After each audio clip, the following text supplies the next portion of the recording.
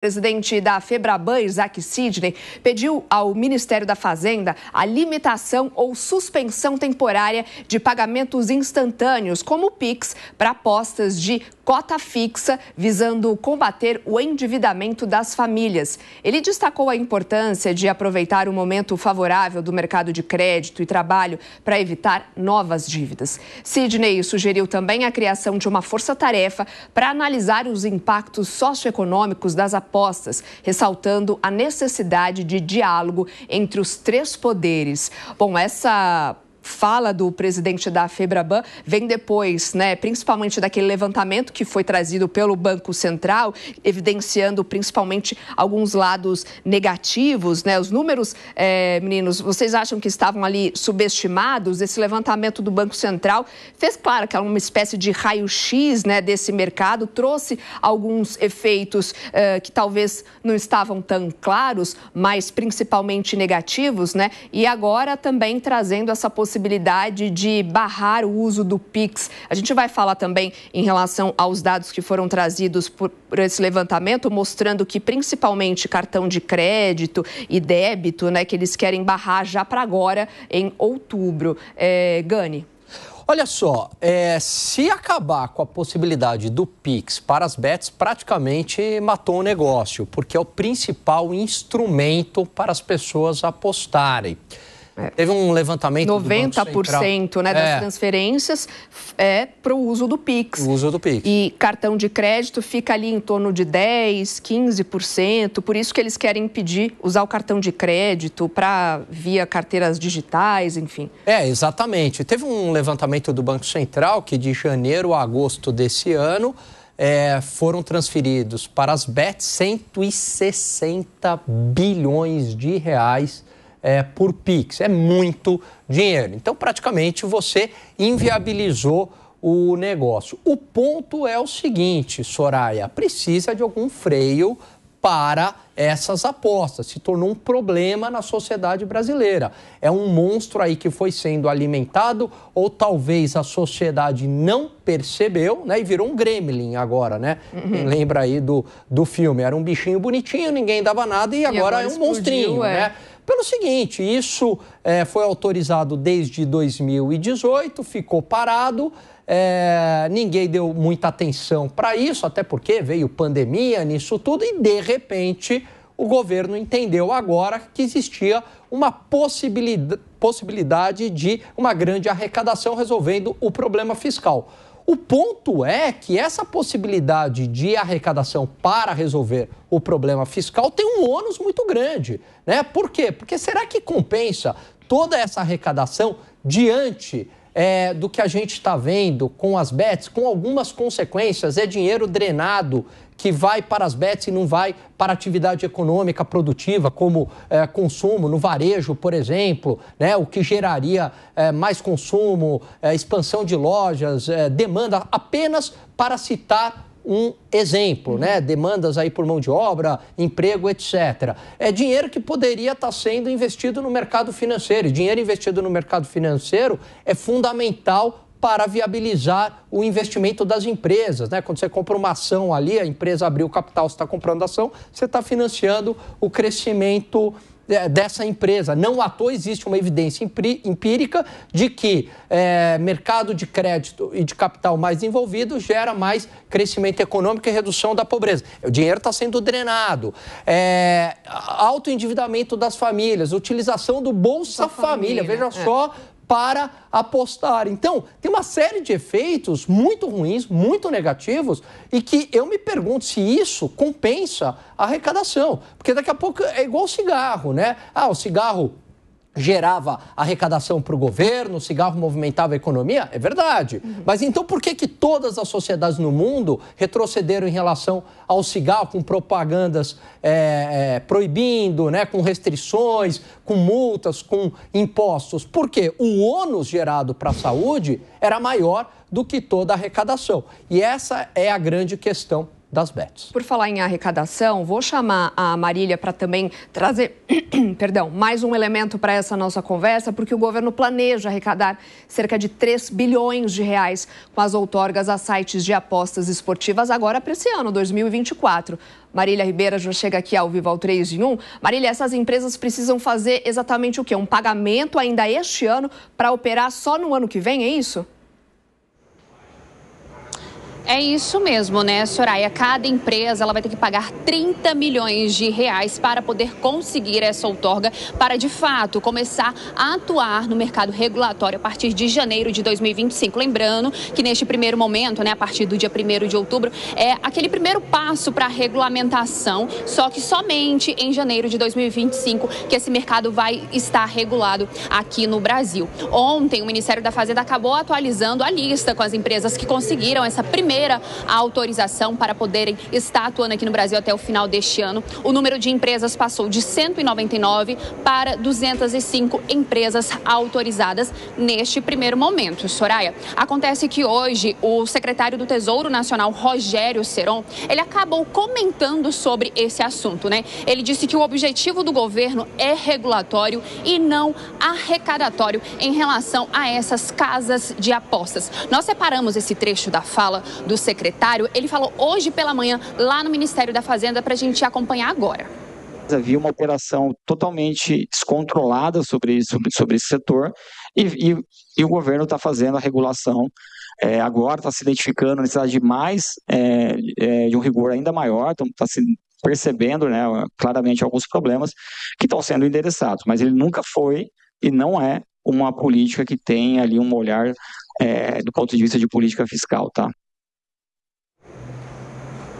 Pois é, né, Soraya? E esse assunto parece que não termina. Neste momento, aqui no Palácio do Planalto, o presidente Lula acabou convocando a reunião com alguns ministros de governo para poder debater justamente sobre essa questão das bets, né? Estão presentes nessa reunião o ministro da Fazenda, Fernando Haddad, o do Desenvolvimento Social, Wellington Dias, é a pasta que cuida do Bolsa Família. Nós também temos a ministra da Saúde, Nízia Trindade, Geraldo Alckmin, vice-presidente, Rui Costa, da Casa Civil, e também o André Fufuca, que é ministro dos Esportes. Logo no início dessa reunião, ela foi aberta para a gente poder acompanhar o início, o presidente Lula afirmou o seguinte, que as pessoas estão dependentes e viciadas nesses jogos de apostas.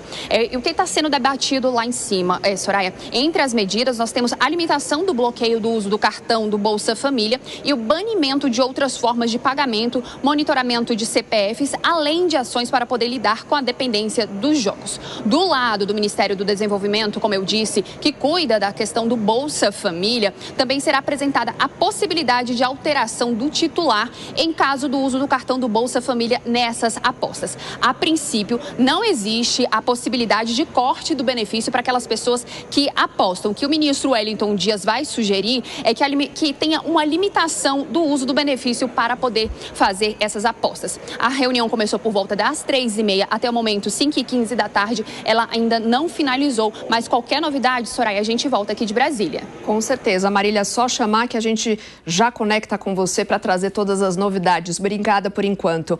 Bom, parece que, como o Gani falou, né, que esse assunto virou ali um gremlin. O estudo do Banco Central, Segré, foi quase que um divisor de águas, porque trouxe também mais dados, né, para monitorando ali os impactos das bets na vida dos brasileiros, mas a gente também tem visto praticamente uma escalada de preocupação mais recente das autoridades, né, quanto a isso. Mas eu não sei se entendi bem.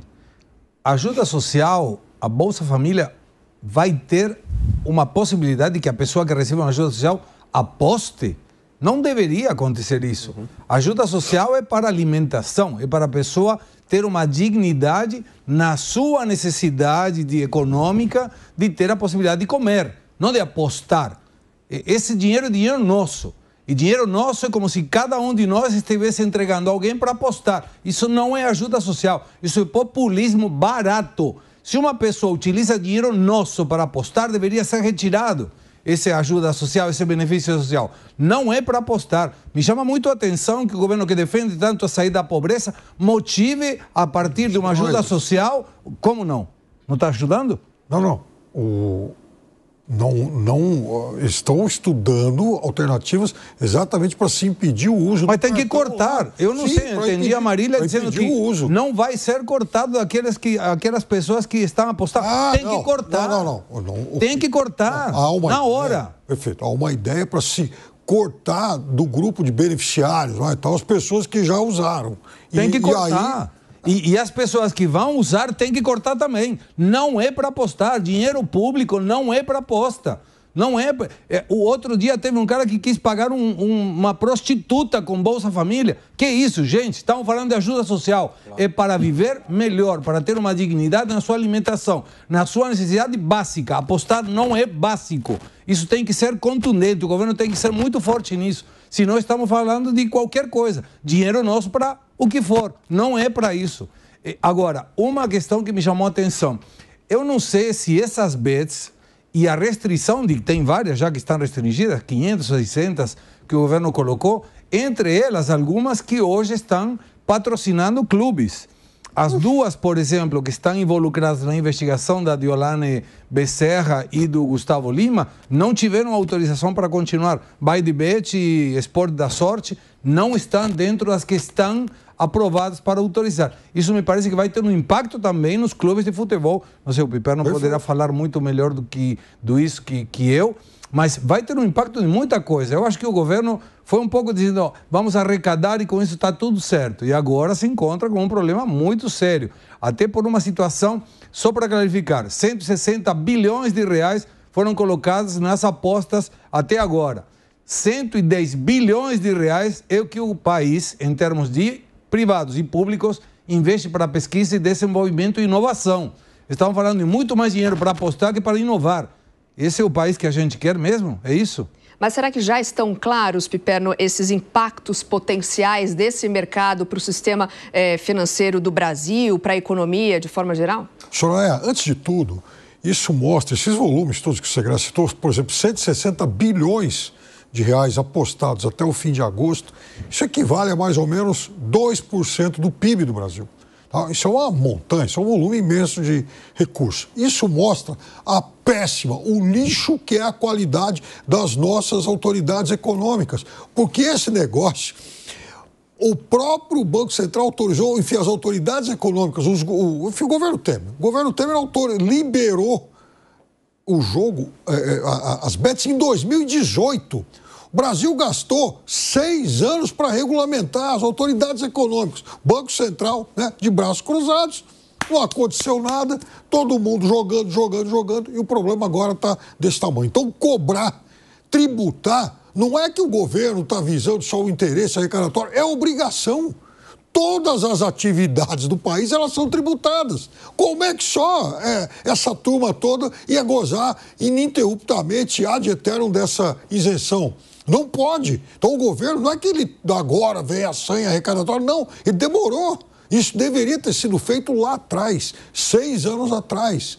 Agora, veja, por exemplo, a questão do Bolsa Família, o que está correto é barrar o uso do cartão. Imagina um cartão com o benefício sendo usado para isso. É evidente que tem que ser barrado. Isso não pode continuar. Da mesma forma que eu imagino que essa regulamentação também chegue a propaganda massiva, intensiva o tempo todo e a outras formas de divulgação. E o Segredo tem razão. Quando cortou agora esse monte, são 500 e tantas aí que não foram habilitadas, algumas sim patrocinam clubes de futebol. O clube de futebol que se lixa, ele que sai agora ao mercado para arrumar outro patrocinador e vá brigar com a sua bet pelo cumprimento dos contratos. Ela assinou um contrato, dizendo que ia pagar, enfim, determinados valores lá para os clubes, e aí são negociações privadas individuais. Agora, se não cumpriu a regulamentação, cai fora do jogo. Outra preocupação levantada pelo governo federal em relação aos endividados. Um levantamento nacional realizado no Senado aponta que 42% dos brasileiros que dizem ter gasto, então, alguma quantia em apostas esportivas ao longo do mês estavam endividados. O percentual diz respeito aos apostadores com contas atrasadas há mais de 90 dias.